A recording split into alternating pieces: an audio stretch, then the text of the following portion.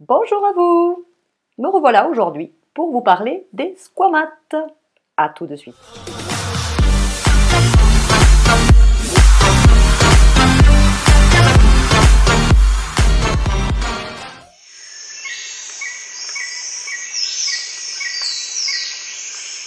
Alors voilà, nous nous retrouvons aujourd'hui pour la deuxième partie des reptiles que l'on peut maintenir.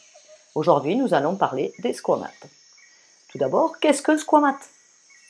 Alors les squamates, ça désigne des animaux dont la particularité est d'avoir un revêtement de corps par des écailles épidermiques cornées qui donnent lieu à un renouvellement périodique qu'on appelle la mue.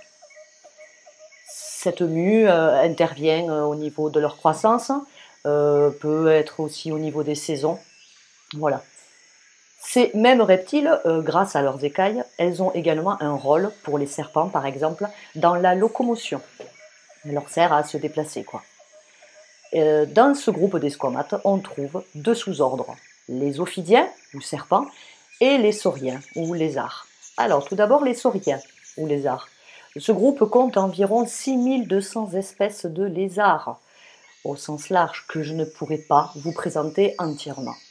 Je vous présenterai quelques-uns par famille, histoire de ne pas faire une vidéo un petit peu trop grosse et trop barbante. Donc je vous le détaillerai en plusieurs petites vidéos. Je trouve que ça sera mieux.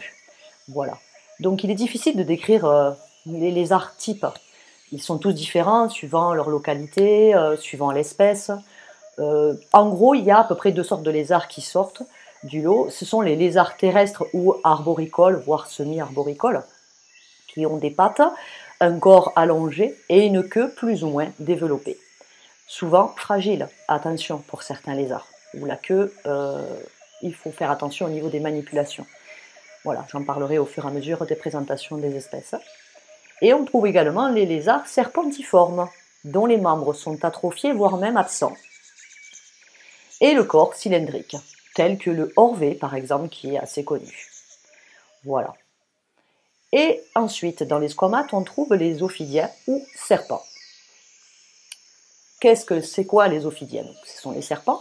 Ce groupe il compte environ 3500 espèces de serpents dans le monde. Et sur ces 3500 espèces, il y en a 515 venimeuses. En France, on a quand même 13 espèces de serpents qui vivent.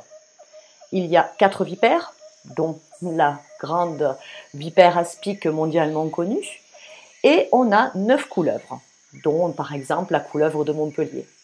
Étant du sud, je ne pouvais pas ne pas la citer. Voilà. La caractéristique des serpents, tout le monde sait ce que c'est un serpent, hein, c'est un corps allongé, recouvert d'écailles, dépourvu de membres apparents. Leur caractéristique, c'est d'avoir une langue bifide, des yeux sans paupières, un crâne articulé et des mâchoires mobiles qui leur permettent d'avaler leur proie. Voilà. Que dire d'autre sur les squamates? Comme beaucoup de reptiles, la première maintenance est en terrarium, hein, qu'il soit en bois ou en verre. Voilà. Certains lézards peuvent également avoir un petit enclos extérieur à la bonne saison. Attention, qu'ils soient bien protégés, voilà. Surtout que le terrarium soit adapté à la taille, à l'âge. Le terrarium doit grandir au fur et à mesure que l'animal grandit. Un animal dans un terrarium trop grand alors qu'il est petit peut le stresser. Donc toujours l'adapter à la taille de l'animal.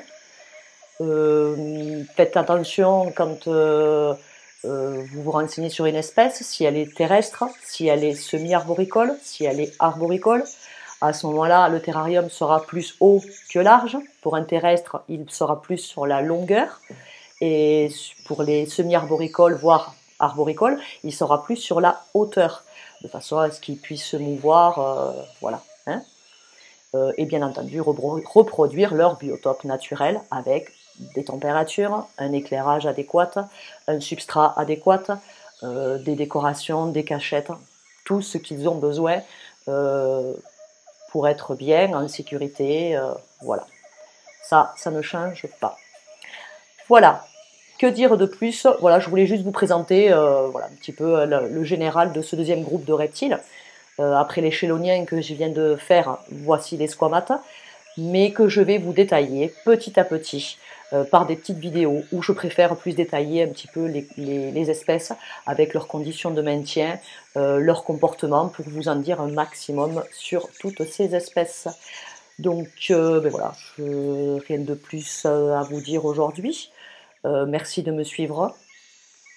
Et puis ben, à très très bientôt pour la présentation de toute cette deuxième espèce de reptile. À bientôt. Merci. Au revoir.